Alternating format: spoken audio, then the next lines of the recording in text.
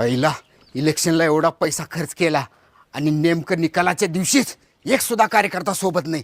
या सगळ्या कार्यकर्त्यांना एका खोलीत घालून चापकाने आणलं पाहिजे. ह्यांना कनी अहो असं का फिरायला लागलाय घर घर घर घर?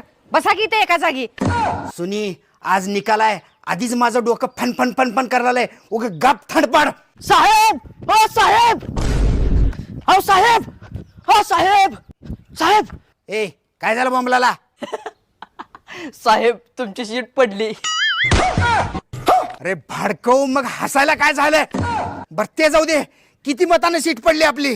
किती मतांना व तुमचं डिपॉझिट जप्त झालंय. तुम्हाला फक्त एकच मत पडले. म्हणजे तू सुद्धा मला मतदान केलीस वय? आणि तू रे स्वतःच्या हा बोल की. काही नाही, पक्षाच्या ऑफिसकडे निघालो. काय साहेबांनी पक्ष बदलला आणि मग पताके वगैरे घेतलेले काय करायचे? बदला.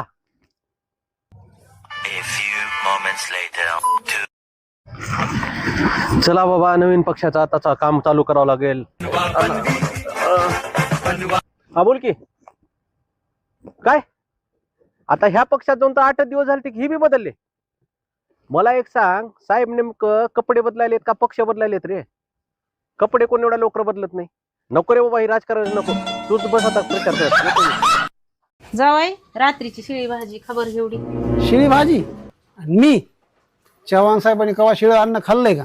आपणच खात, फेकून दे तिकडं. जाऊ द्या मग, तुम्ही खात नाहीत तर मी काय करते, देते शेजारणीला. मला महागाचं मटण आहे, परत आणा आणि 2-3 भाकरी आणा.